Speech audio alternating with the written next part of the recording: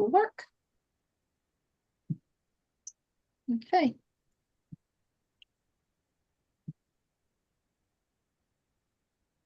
Close out of some of this stuff.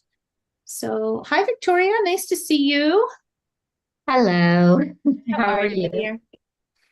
I'm okay. Well, it gets a little frustrated. I was trying to get onto my mailer light account, and unless you pay them, you have an issue. You can't do anything. So I thought, and I was trying to do just to send out a kind of like a monthly thing that I do, and for some reason, it wouldn't allow me to do the content. It wouldn't allow me to get to the second line beyond the date.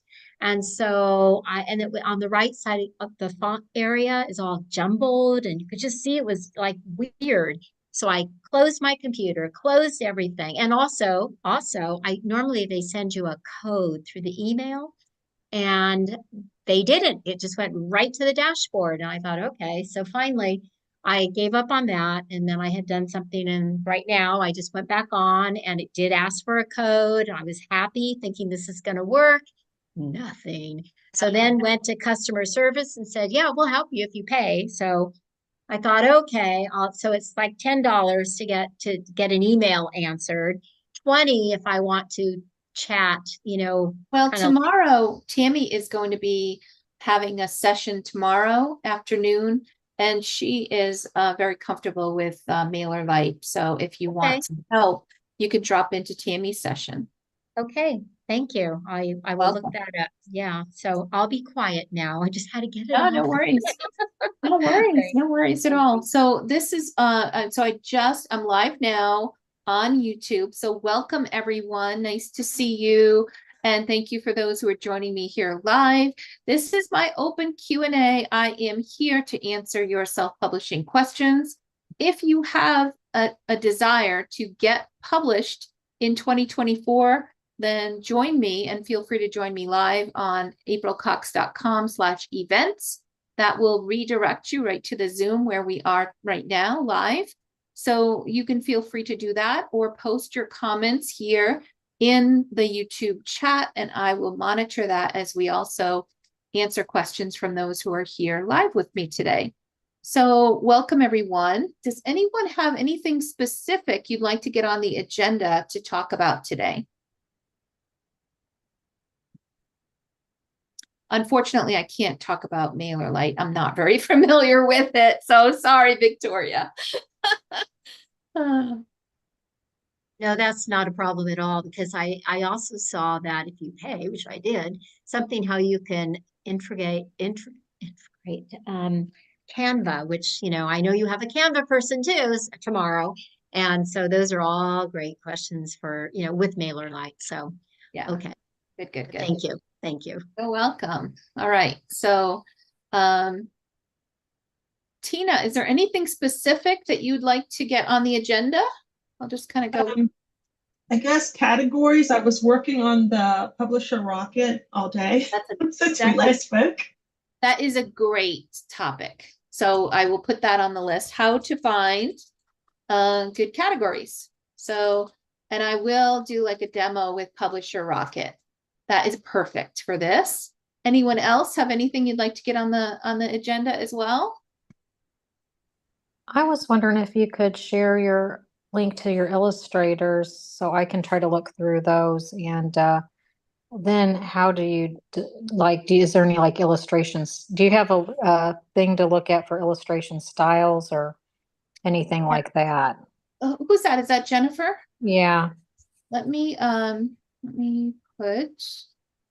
see if this link will take you there. Hold on.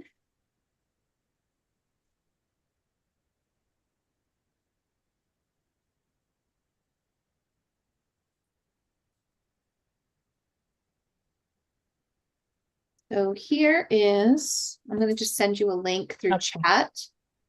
So for those of you that don't already know this, I do have a list of illustrators, editors, designers, just everybody that you need to create a team that can get you published in 90 days. That is kind of my jam, right? Getting you published quickly, efficiently with a high quality book. So that's what this 90-day way is all about, and self-publishing made simple. So by sharing my network and giving you an opportunity to kind of plug into the network that I have, we're able to go through the process very quickly. For those who are looking to publish this year, I highly recommend checking into the 90-day way, which is my 3-month course that walks you through it and holds your hand through the whole thing. Not only will you get all of the templates and tools and resources and all of that, but you also get the coaching and the online course and everything that we need to get that done.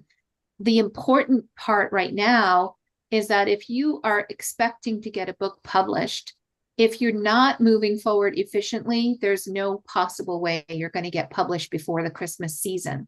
So you might, it's going to extend, and you'll probably be publishing in 2025.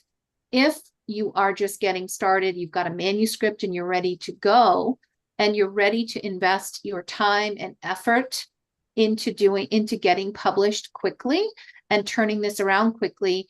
If, let's just say it's May, because we're at the end of April, right? May, June, July, you can be ready to publish and ready to kind of market your book as kind of the Christmas in July time. It's a perfect time to be going to start planning the launch of your book, and plenty of time ahead to allow Amazon to get your book, to index your book, to get everything going so that it's moving forward in plenty of time for the Christmas season. So let me just also give you the link for those of you that are looking for that. Just go to selfpubmadesimple.com to learn more about that program. Or you can drop in and ask questions, and I'm happy to answer questions for you. All right, so we've got resources. My number one, I'm just gonna, all right, so what I would expect as you start looking for illustrators is to pick a few different illustrators and work through getting some samples before you commit to having that individual do your entire book. Put together a sample brief which highlights a scene or a character or something that you want to make sure that this illustrator is going to get correct. So put it together, a little summary of what you want them to cover, and then ask them to go ahead and provide you with that sample.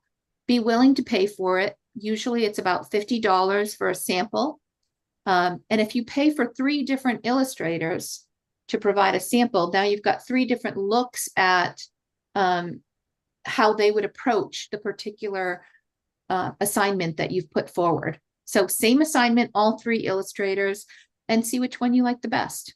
They're going to start with a sketch, go through the process, ask them to change something, just to see how they do. How well do they take direction?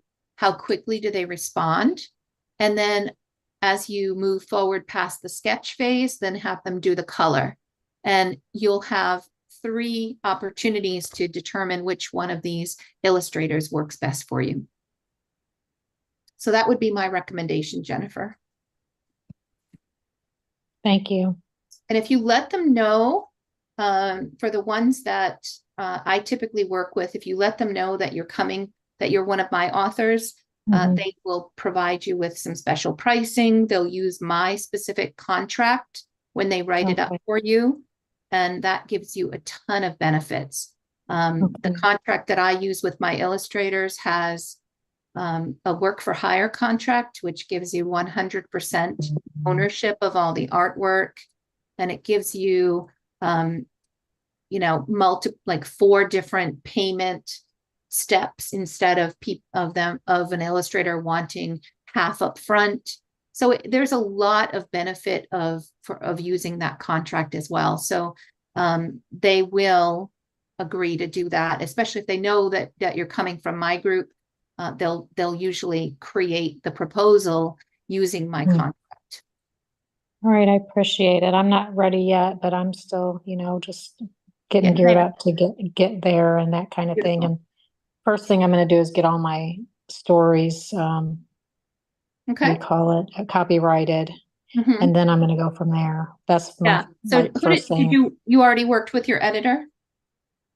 Only one of my stories has been edited, and I've did stuff to it since then, but no, I haven't. But all my stories are rhyming, and I've went over them a million times. So I know you're going to say this, but I'm pretty attached to these words. Like Bobby Hemmons said, don't be attached to them. I mean, I'm not changing much to, no matter what. So I really don't know. No matter what anyone says, I'm not changing them. So I might take a little bit of critique, but overall, I'm pretty stuck with it. But I might need someone to look over, like, just give it a punctuation look at or something like that. But I don't need an in-depth analysis of my stuff because I'm well, if you want to send me your favorite, and I'm happy to look at it and give you some feedback. Oh, I'm gonna send them all to you once I get them copyrighted and typed up. They're still in handwritten form, so I got some work to do these. But I've wrote them and I've looked over. I actually just wrote another one, so I'm just on a roll. Well, the reason why I mentioned that is because normally you wouldn't copyright something until after the editing is complete. So yeah, that's right. If you want to send me something or review it with me, I'm happy to take a look. And then, I would say the number one biggest mistake, or one of the top 3 biggest mistakes, is moving forward without a professional edit, a comprehensive. I know I'm pretty good at English. It's one of my strong points. Please don't do it. But if you send it to me and it's really good and it's right on, I'll let you know. But I really doubt it because and I know, like, Bobby Hemmons good for other things. She does just not that. She helps out with a lot of things, which, but I'm trying to also cut corners on money. Yeah. Well, I do have another editor that has just been introduced to me that is much more of a budget-friendly option if you're interested. I'm not sure if she does rhyming, though. I can look.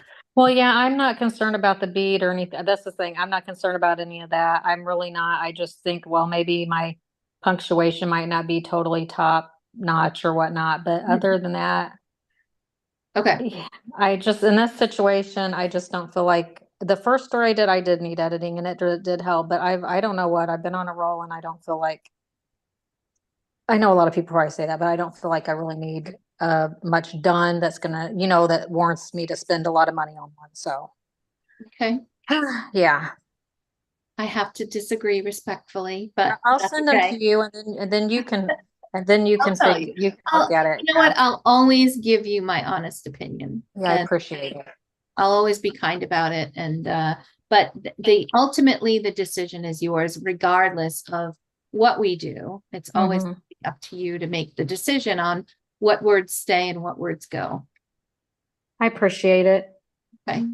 So Tina, I am here with Publisher Rocket, and we're going to take a look at categories for your book. So why don't you, for the benefit of those who are here with us, why don't you give a little overview of your book and the categories that you want me to dig into further, and then I'll go ahead and pull it up here in Publisher Rocket. Okay. The name of the book is Bacon Loves Everyone, and it's Christian-based.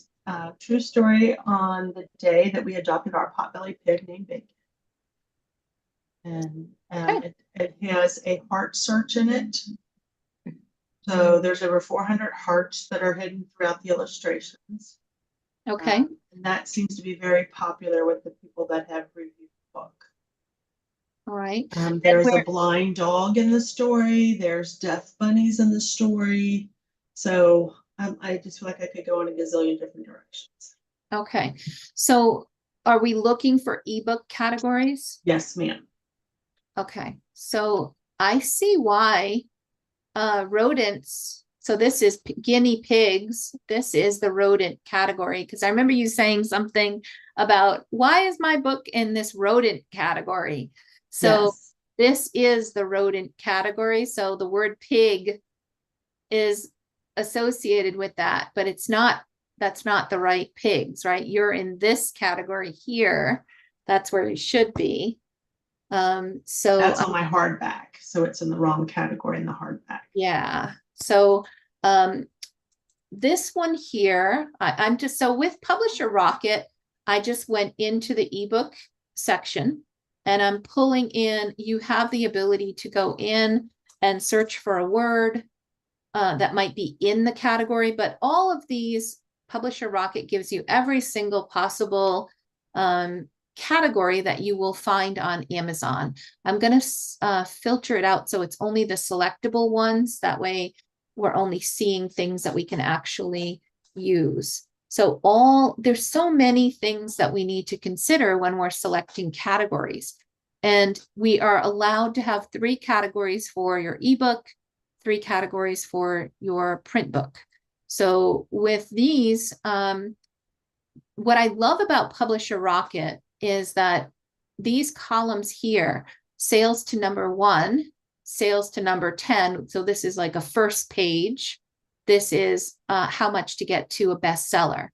And this category here, the columns you can click on and actually get the lowest number of sales to number 1 so that you can kind of scroll through and see how, what are some of the least competitive categories and maybe see whether or not perhaps one of them will jump out at you that is highly relevant to your book, but maybe you hadn't considered. So this is one thing that I usually do once we look up some of the particular words.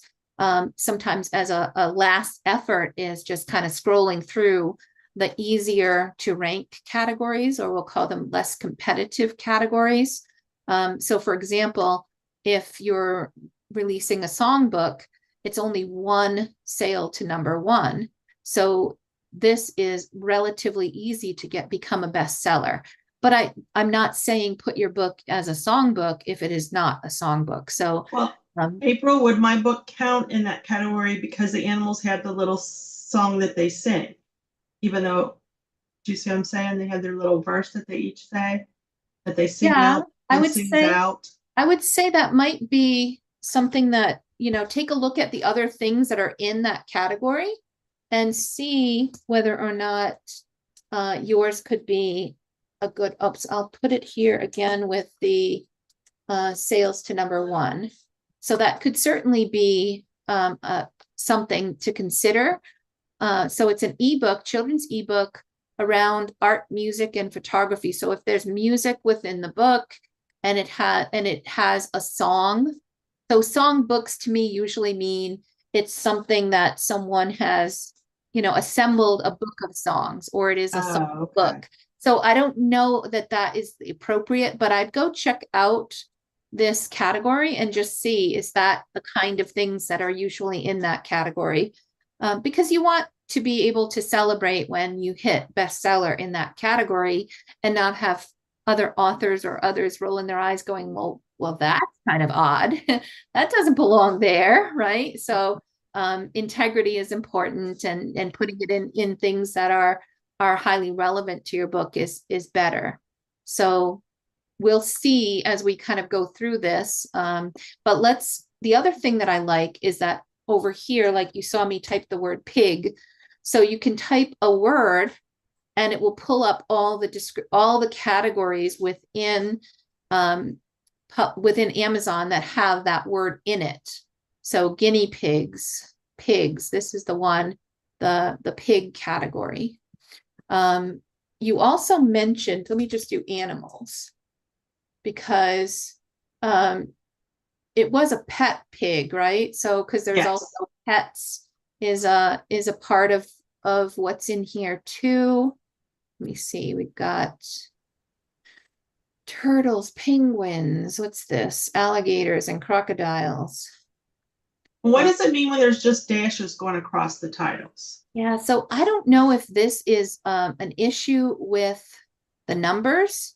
Actually, I know what it is. These are ghost categories, which means when you have the category above has these categories below that are either like you have to determine fiction or nonfiction. And so it is, it's the same as the category. So the horses category, fiction and nonfiction kind of are just counted as part of the horse category. So they're not the high level category for you to be able to count how many sales. You would count the one, look at the horses category for that. So you can see it says ghost, ghost, ghost, ghost, ghost. That's typically it's just telling you that as things traverse down to the very lowest levels, these final categories aren't really selectable categories or report in the way that we would expect it would report into the higher category. Okay, so I would just be looking at the ones with, and I could probably filter this selectable excluding ghosts. So there, so I can filter them out if I want to. So here we see baby animals, we see graphic novels, action and adventure with animals. So you can see how sales to number one goes down. Baby animals, I don't know, is it a baby pig in there? I mean, I'm wondering if that's well, he was a baby when I adopted him, but we don't say that he's a baby in the book. Mm-hmm. And then there's pets category too. I'm not sure. Oh, let me go back here. Okay, so pets, fiction and nonfiction are both here, but we're not seeing what that higher level category number is. But there is definitely a category with pets on it. And I don't think it's nearly as competitive as others, but we can check that out. I also tried to add Christian in there with it today when I was looking. Yeah, it is very, Christian categories are much less competitive. So that's actually a good one to look at. So we've got Christian biographies under children's ebooks that are very, that's very low competition. Let's look at others. Prayer, inspirational. So inspirational, I think that could be a good one for your book.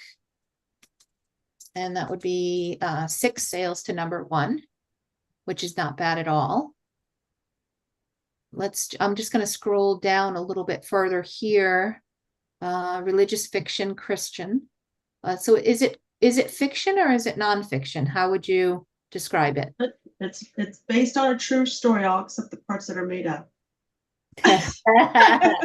So how is that all? Okay. That's what I'm going to put on my memoir. Okay, so Christian, so the Christian categories are not too bad.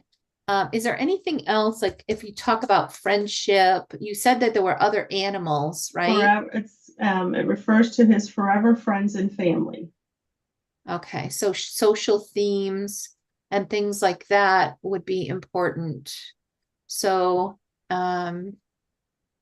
social activism and volunteering, that's, not exactly for this book, but that is a very good one for others who have books that fit into that category. It's only 2 sales to number 1.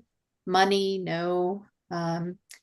Social topics. Graphic novels are becoming more and more popular, but so there are some good graphic novels categories that are also not too competitive, which is good. Inspiration and personal growth, but this is friendship, social skills, and school life. Do you think that fits?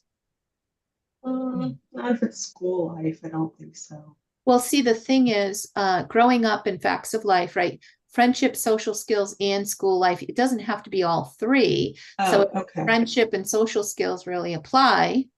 It just kind of groups those together, but it doesn't mean if it's not about school life, it can't be positive for that category. I'll put it there as a maybe. I'm just pasting things, by the way, in the chat for you. Okay, so biographies, social activists. So not really. Let's see. Peer pressure. Is there any kind of themes like peer pressure or manners or anything like that involved? He's determined. He loves himself and he knows he needs love, but he's kind of being overlooked multiple times. Oh, okay. So love, self-esteem, and self-respect. Yes, that would be a good one. That would be a good one. I wish it had some numbers here. I could show you if we don't have the numbers in the tool, I can show you where to find them. So I would do fiction. We can find them. We'll just go to that category and look at the top performing book in that category and figure out how many books it's selling based on the bestseller ranking. That's something that is another tool that Dave Chesson provides. It's a free calculator. So let's see, friendship, fiction, that's another one. That's so social themes, you said, and love is not a category. There's no love in the categories. I'm trying to think of, let's try family. And let's see what we got for family. Okay. And adoption is one that Yes, that would work. That would work. I thought that we had some numbers here, but so that would be fiction. So adoption, yes. Let's see, is it a multi-generational book? Not really. No, not really. Okay, so parents, blended families. Let's see what we got numbers for. Family life values. And there's, still a very high number. Now we're starting to get into the higher numbers of sales to number one. And by the way, this sales to number one, if we hover over this question mark here, it should tell us that it's within a 24-hour period. So you have to sell that many within a 24-hour period to become number one in that category. Okay. So that's not any other themes I should look up, or should we just try to go and see what some of the least competitive categories are and kind of see if we can find something through that? Did we determine as far as the art search if that should be like a craft or a learning book or educational? I don't know. Art, there's no heart. Let's do educational. Are you saying educational because they're looking for? They're counting and learning. Education, let's try that. Okay, so we've got education. And these are foreign language at the least competitive here. Let me. Well, he does speak Pig Latin. No, I'm just kidding. You're keeping me on my toes today. All right. Let's see.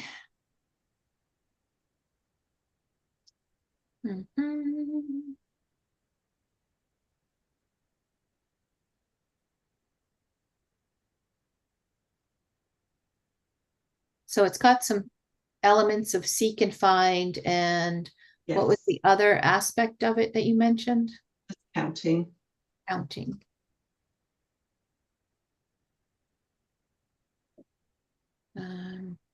Math, general. Let's see. Try counting.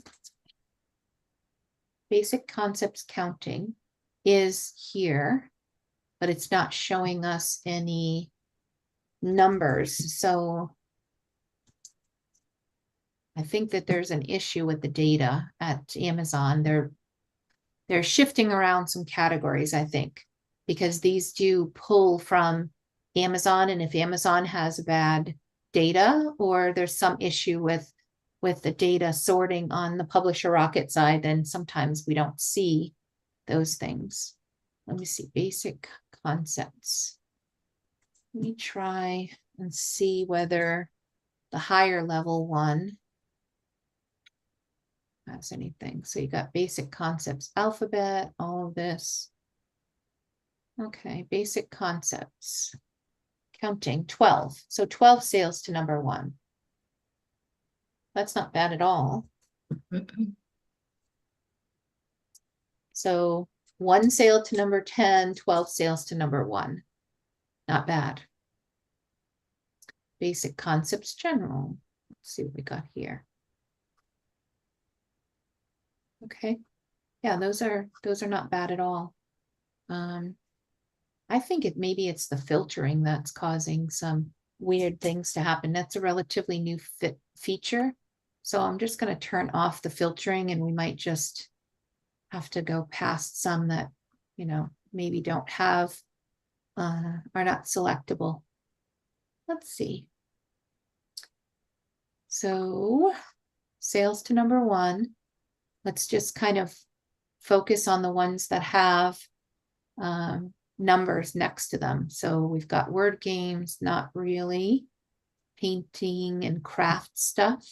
So for people that are creating books that have art or painting or something that kids can do with creative stuff, then there's usually some good low competition categories there.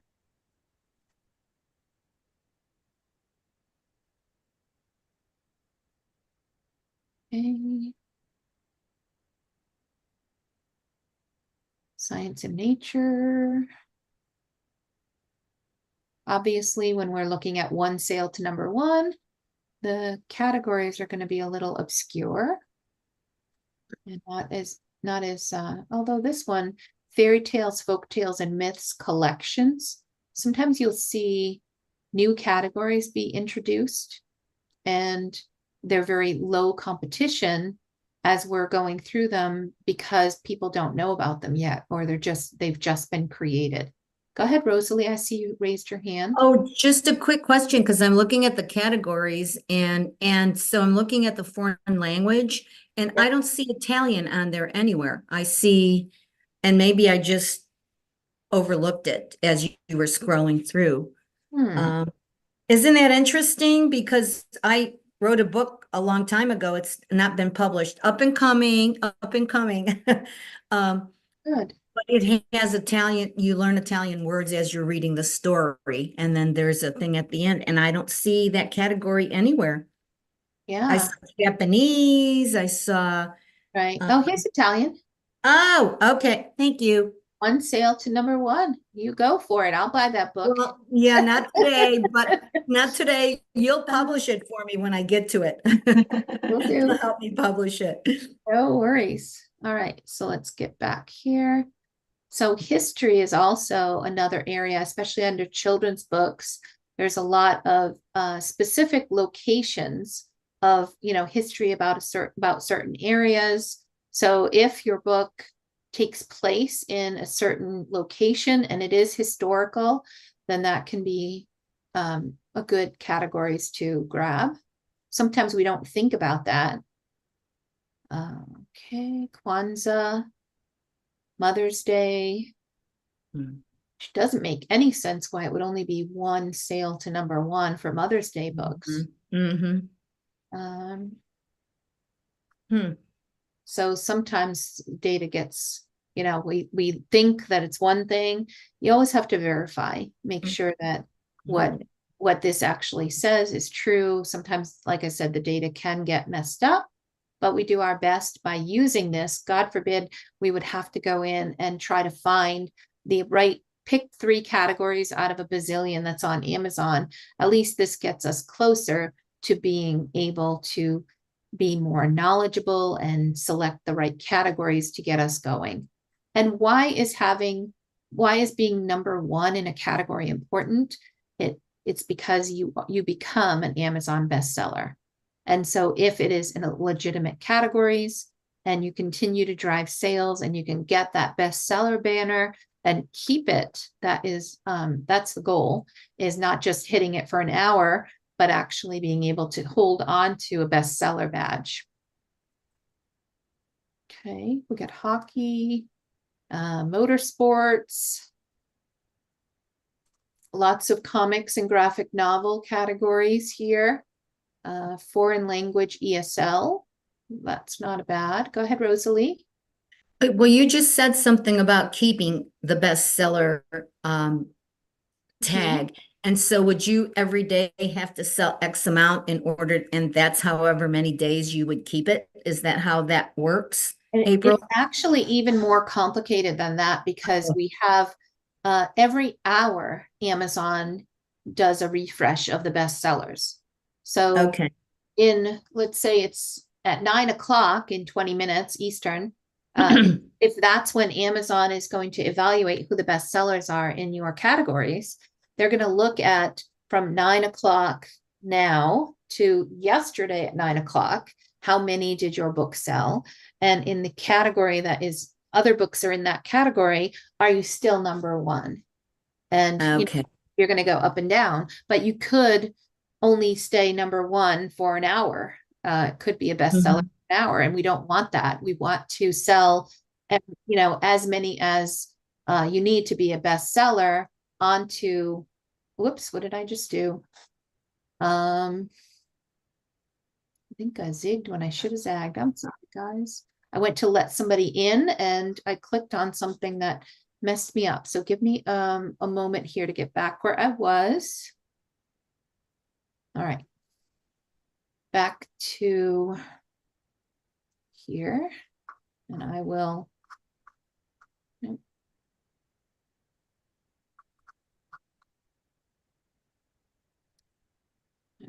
think we were on these holidays and celebrations. Yep. So crafts and games. So animals are not too competitive. There are certain ones that can be good.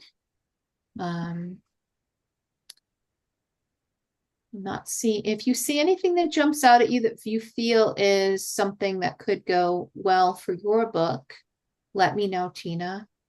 But I think we do have a good number of categories that for a good start, and it's not that far for you to become a number one in that ebook of yours.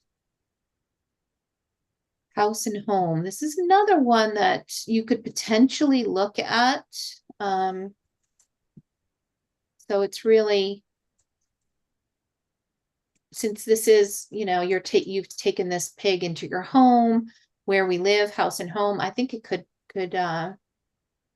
be okay for that. 10 sales to number one in a 24-hour period isn't too bad.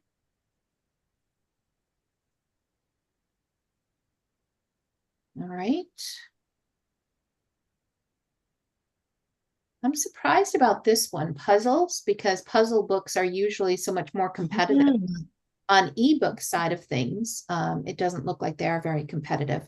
Rosalie, go ahead. You can feel free to just take yourself off. Okay. Is it okay if I ask a question about barcodes? Yeah, absolutely. Okay. So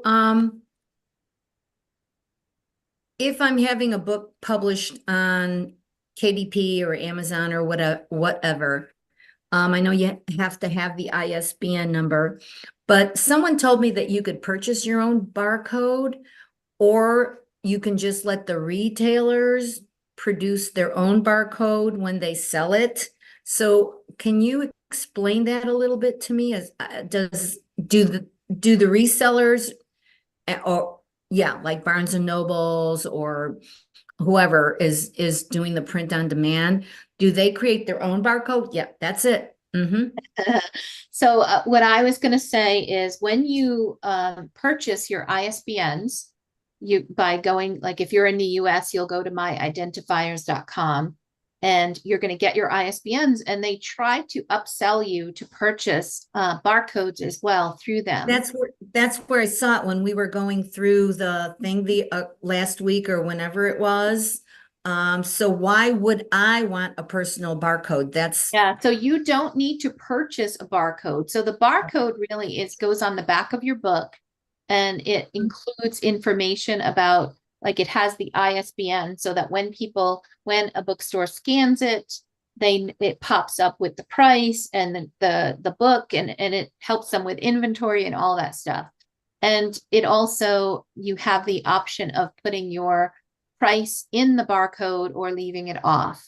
So the fact that you can purchase it at, I think it's $25 or $35.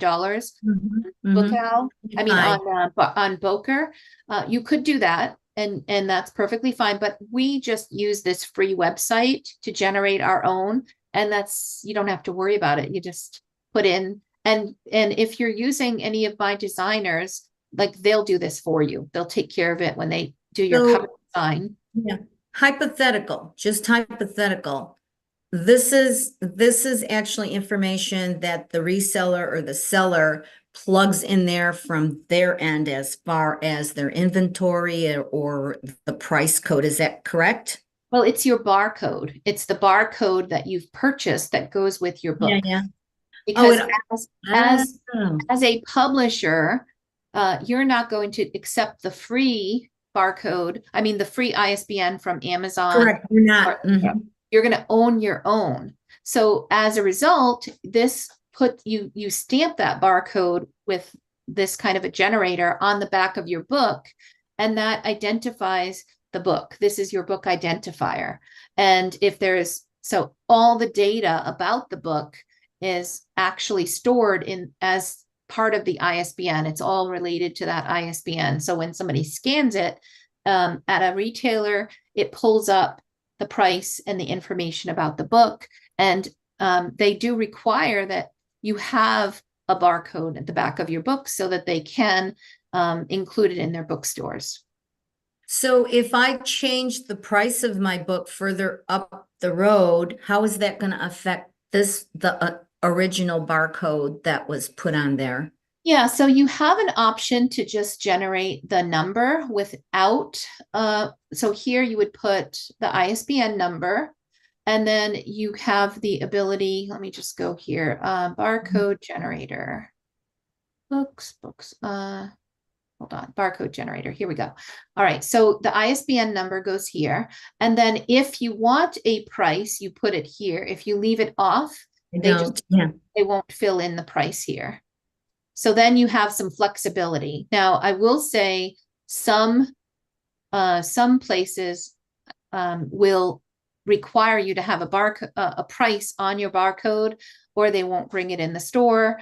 Other people tell me, well, this guy says he requires me not to have a barcode, or they won't bring it in the store. So, you can decide to put the price on it or leave the price off if you want to give yourself the flexibility.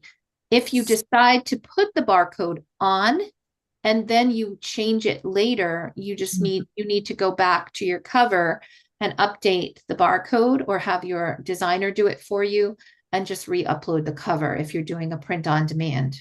So in your experience, what would you recommend? Would you recommend that I would purchase a barcode or just let whoever do it?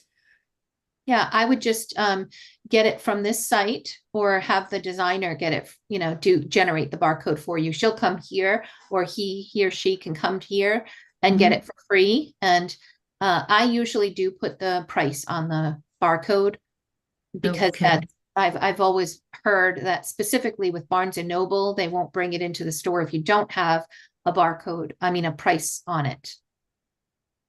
So that's why I always generate it with pricing. Okay, thank you. You're welcome. Okay. Bookout.com. Yeah, so I'm putting the link into chat. the chat, and I'll also post it on the chat here. On YouTube. So this is the barcode generator. Hi, Zilcornian. Nice to see you on YouTube. Nice to have you here with us. All right. So Tina, did you get the information that you needed with the categories? Do you feel comfortable with what we have so far? I think that will be very helpful. Thank you. Okay. All right.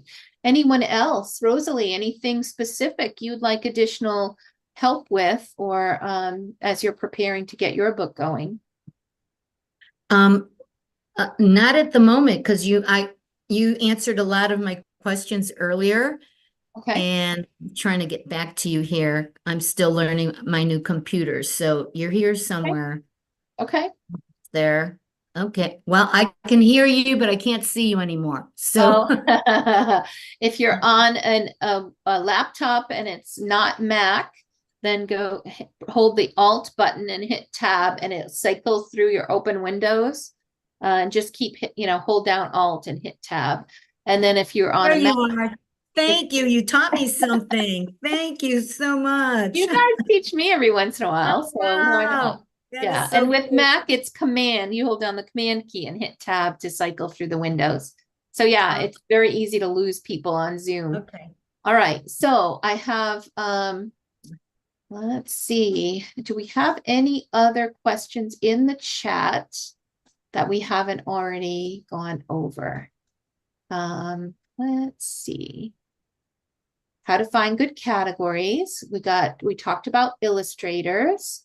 I think that's the focus of what we had in the chat here. Let me just check real quick on also on YouTube here. All right. So I think that's all that I have open.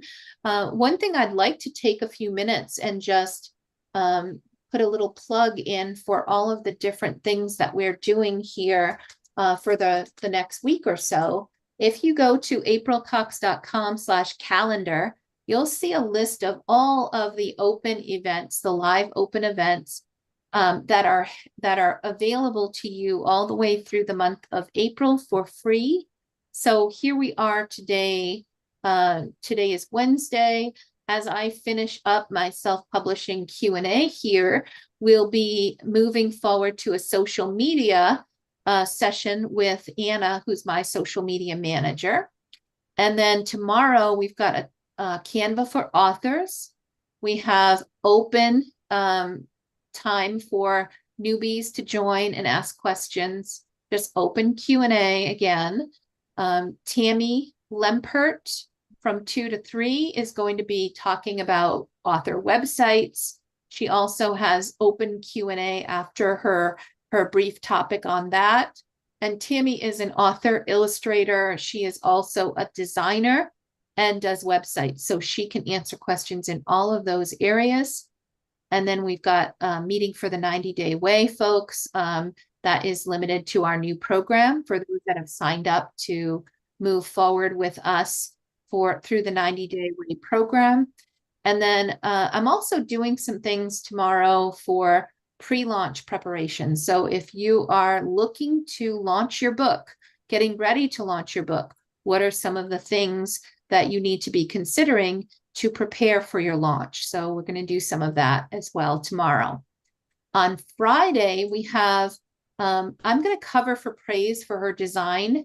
And I'm going to ask people to just bring me your book covers, bring me things that and questions you have around design, and I'll provide you with some feedback. Praise will be back next week. She is my designer extraordinaire and is always happy to answer questions on design as well.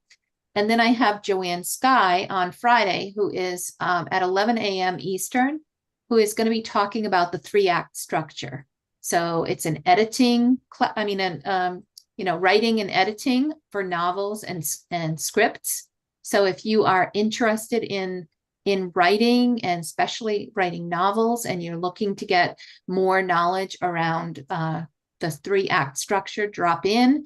She's got a lot of upcoming things around writing and the craft of writing that is going to be really helpful for you.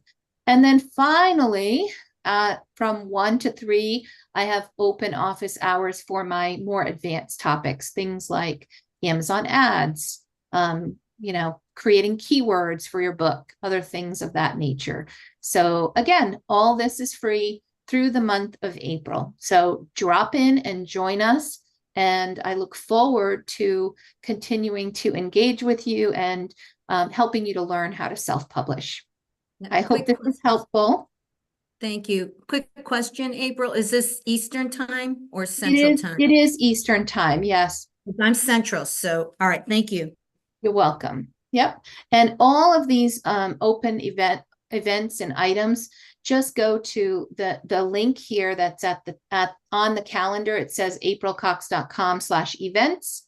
That will just redirect you right to this Zoom. And for this month, we just have all of the links the same so that people can find us more easily. Good idea. Okay. Victoria, anything I can do for you, my dear?